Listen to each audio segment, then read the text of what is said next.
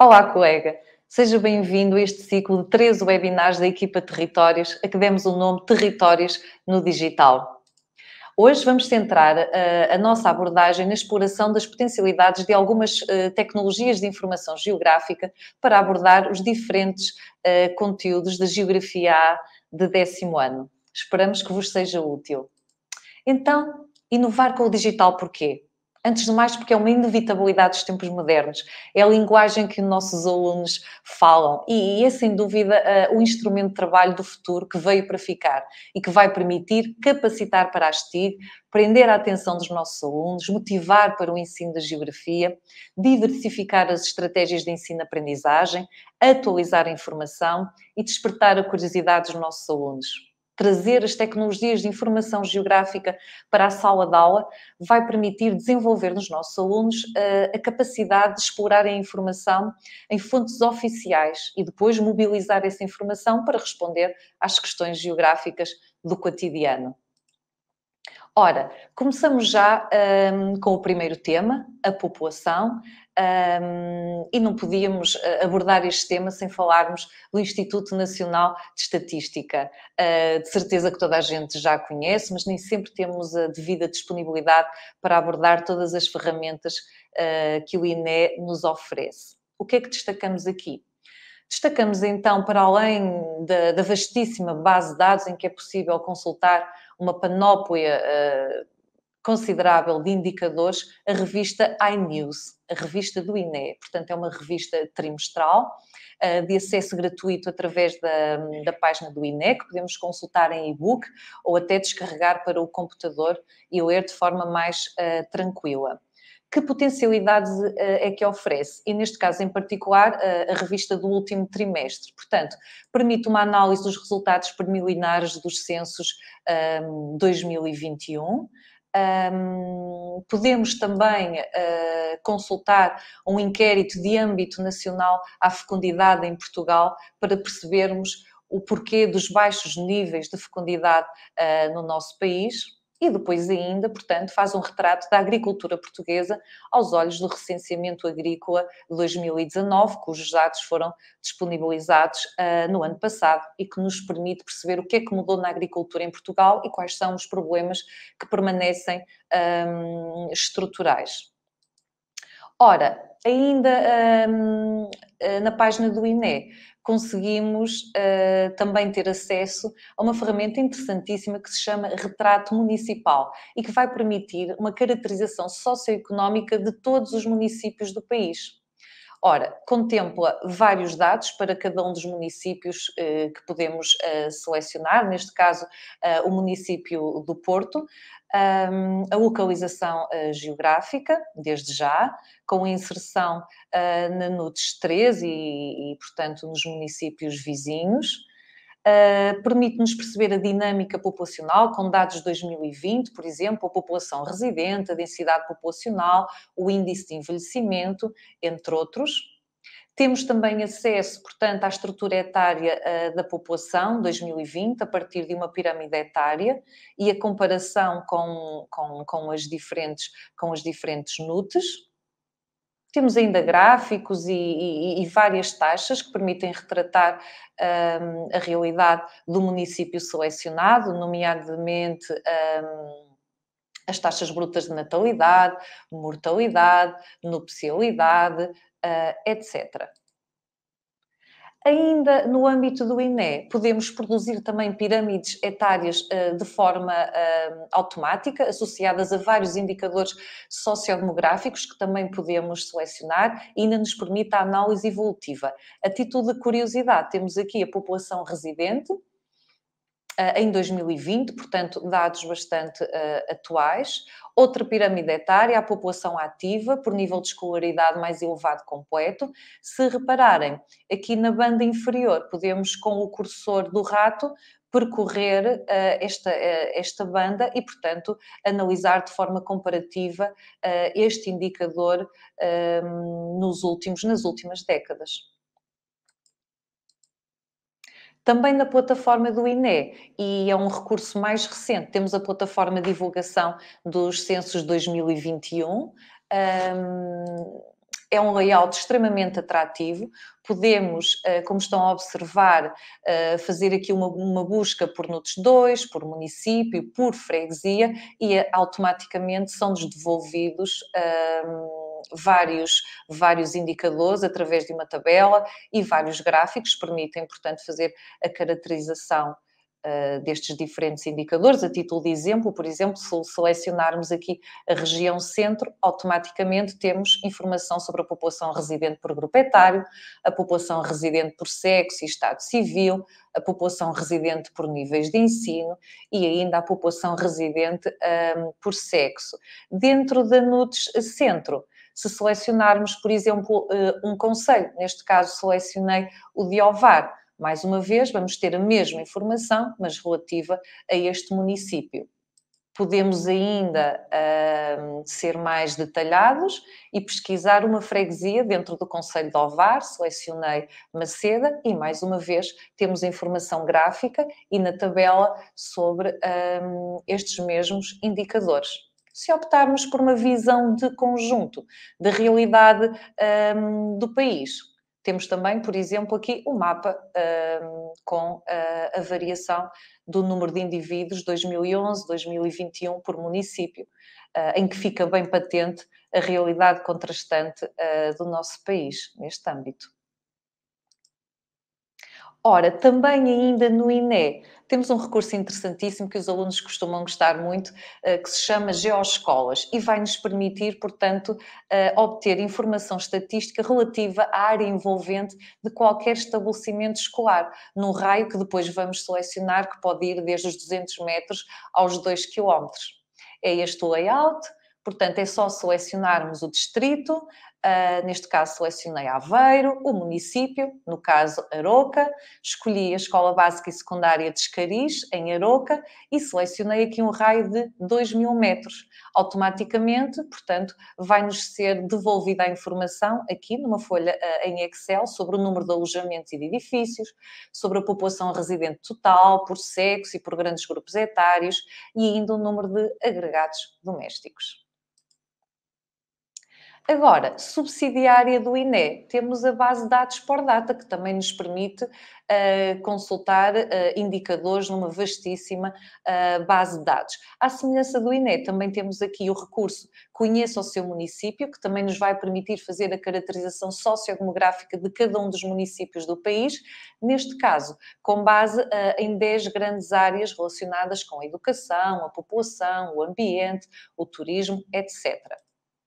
O layout é este, portanto, serão estes os indicadores-chave que podemos selecionar. Se selecionarmos a população residente, vamos conseguir perceber a evolução da população ao longo das últimas décadas.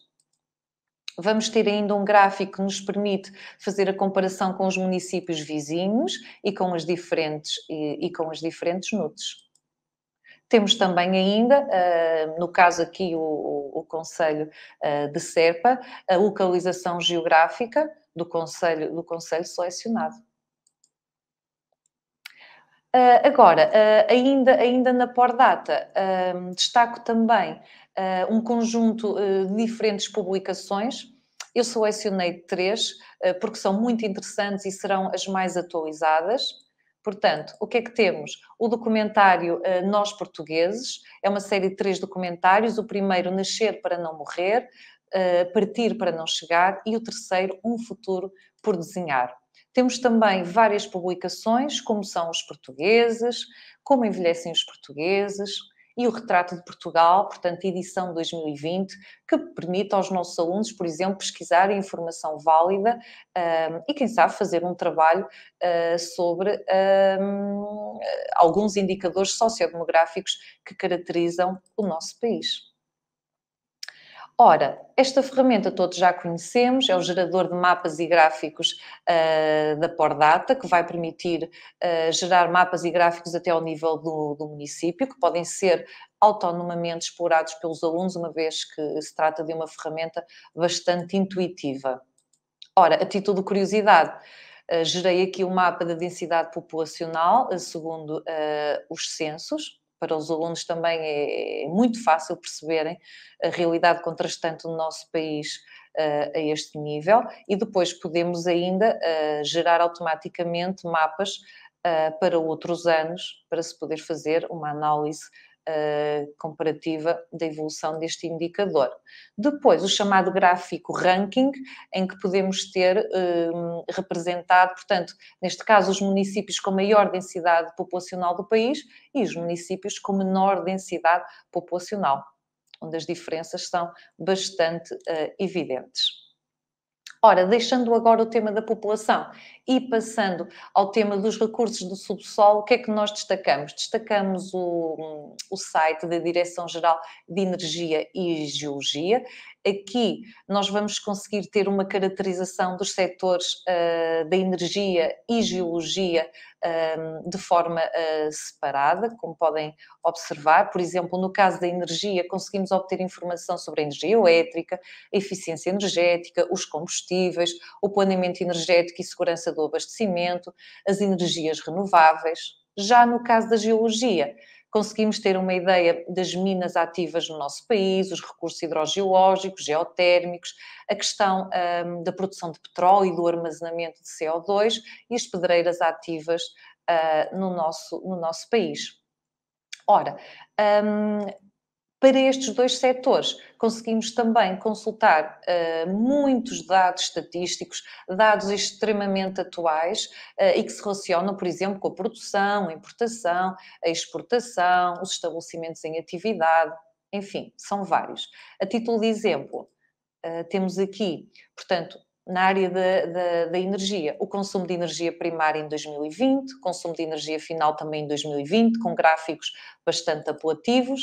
No caso da geologia, a produção comercial em minas e pedreiras, as exportações, os trabalhadores ao serviço, o termalismo, o engarrafamento, o aproveitamento dos recursos geotérmicos, etc. Portanto, são vários dados que podemos explorar e levar para a aula para analisarmos com os nossos alunos e todos com um layout assim bastante atrativo.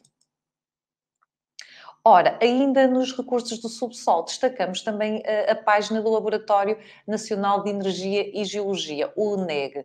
E porquê? Porque aqui podemos encontrar um SIG que se chama Geoportal. Neste SIG vamos poder fazer muitas coisas, por exemplo, visualizar, elaborar, descarregar cartografia diversa, por exemplo, cartas geológicas, cartografia sobre a ocorrência de minerais, das rochas ornamentais, etc.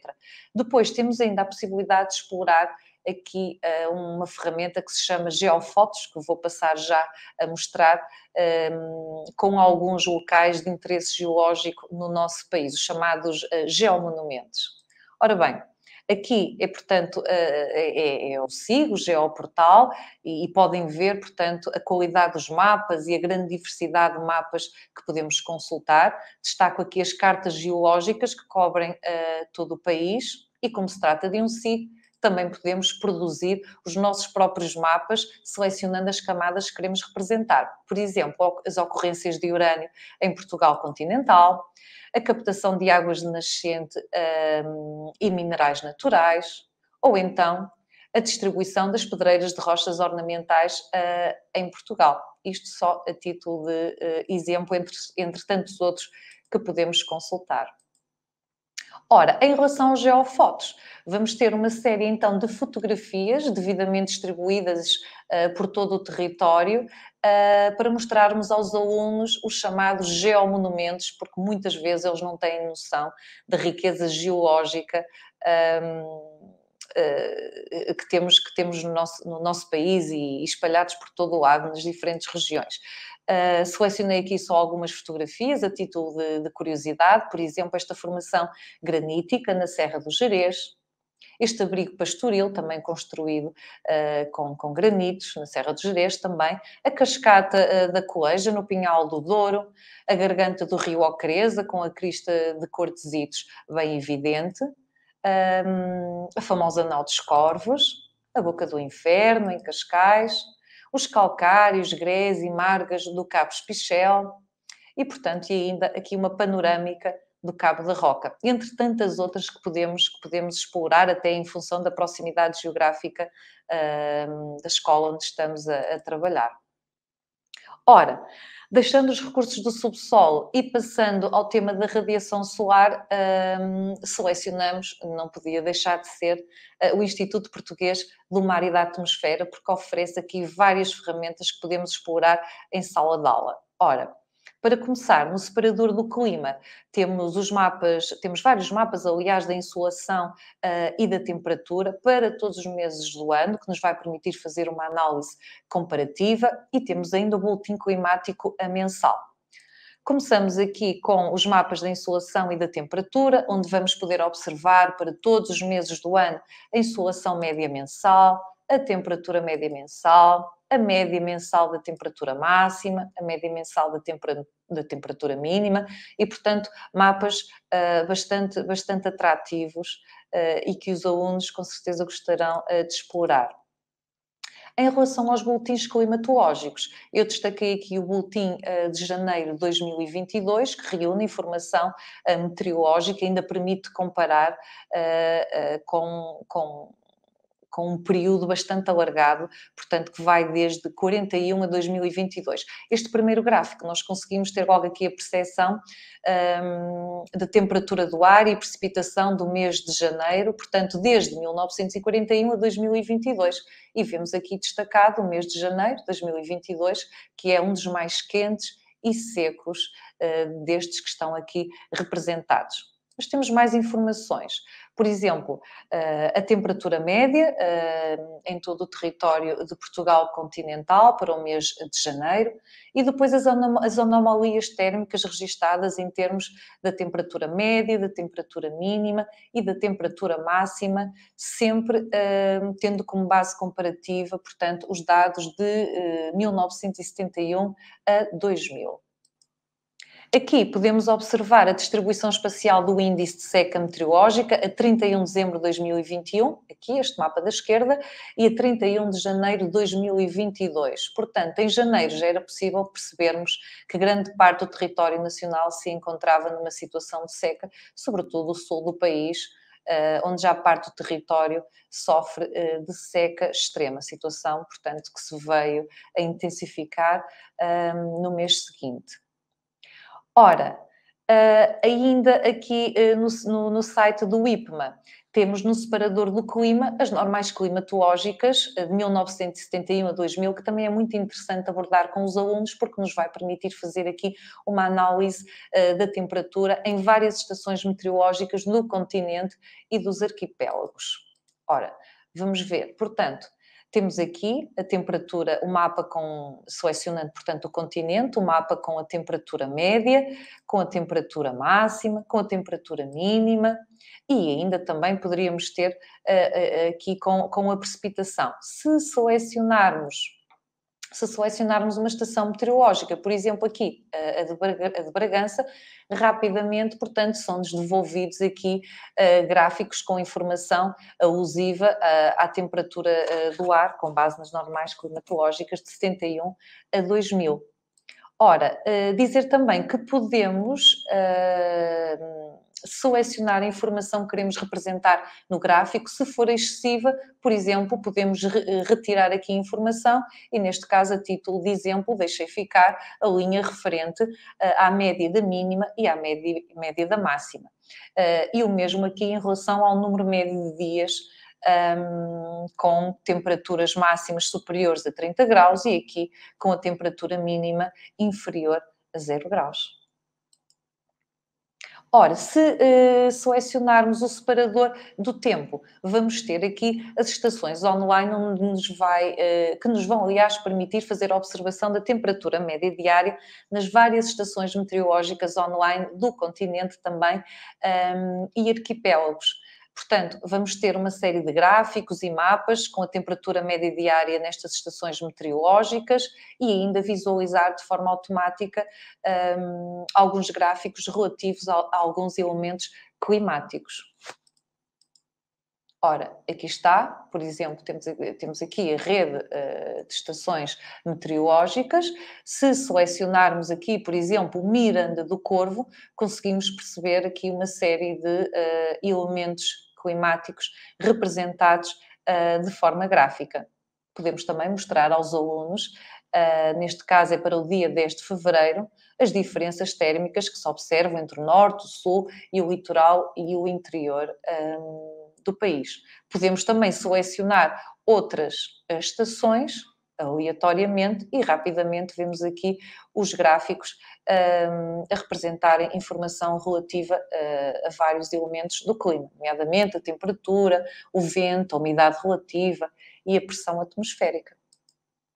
Ora, temos ainda aqui, e relativamente ao que acabei de dizer, um resumo diário, mas em formato de tabela. Também é possível os alunos consultarem e fazerem eles próprios os gráficos. É outra forma de abordagem. Ora, passamos agora aos recursos marítimos. E o que é que destacamos aqui? Destacamos o Geoportal do Mar Português. Não é mais do que outro SIG que podemos explorar. Vamos, da mesma forma, ver, elaborar, descarregar cartografia diversa alusiva ao mar. E, portanto, são várias as potencialidades que temos aqui. Eu destaquei aqui alguns mapas que podemos gerar, por exemplo, aqui as curvas batimétricas ao largo da Nazaré, para percebermos esta dinâmica das ondas gigantes da Nazaré, que estão relacionadas com o canhão da Nazaré. Aqui o mapa com as IEE e a proposta de extensão do limite da plataforma continental portuguesa. Neste caso, a aquicultura na costa algarvia. Aqui um exemplo de um acidente litoral, o estuário do Tejo. Neste caso, as áreas potenciais de aproveitamento de energias renováveis, as ondas e a eólica offshore. Portanto, para além de podermos produzir vários mapas, podemos ainda selecionar a informação que queremos, podemos combinar a informação, uma vez que se trata, portanto, de um sistema de informação geográfica com várias potencialidades. Ainda no âmbito dos recursos marítimos, temos aqui uma ferramenta muito interessante que se chama Linha de Costa Interativa. E vai permitir aos alunos perceberem como é que a linha de costa se alteraria em função das alterações climáticas e a subida do nível médio das águas do mar. Vejam aqui, portanto, esta é uma situação normalíssima, 0 metros. Aqui uma situação de subida do nível médio das águas do mar já de 5 metros, em que é possível observar a submersão de muitas áreas costeiras e depois aqui numa dimensão já catastrófica dos 10 metros, portanto, o completo desaparecimento de muitas regiões do litoral de Portugal. É uma forma de levar os alunos a refletir sobre esta problemática e sobre os impactos que pode ter no nosso litoral. Ora, dizer só que todas estas ferramentas podem ser apresentadas na sala de aula pelo professor ou até exploradas de forma autónoma pelos alunos. Basta para isso recorrerem às nossas fichas STIG, que estão disponíveis na escola virtual, onde todos os passos se encontram devidamente especificados para permitir que os alunos possam fazer uma exploração autónoma de todas estas tecnologias de informação geográfica. Fica-nos só a faltar os recursos hídricos, mas vai ficar para uma segunda parte deste ciclo de webinars, em que vamos fazer, portanto, aqui uma exploração mais prática, mais detalhada, com base no SNIR, que é o Sistema Nacional de Informação de Recursos Hídricos, e que vai ser uma sessão conduzida pela Liliana Rocha. Portanto, não percam. Espero que esta sessão tenha sido útil. Se tiver dúvidas, fale connosco em territórios@porteditora.pt. Até breve.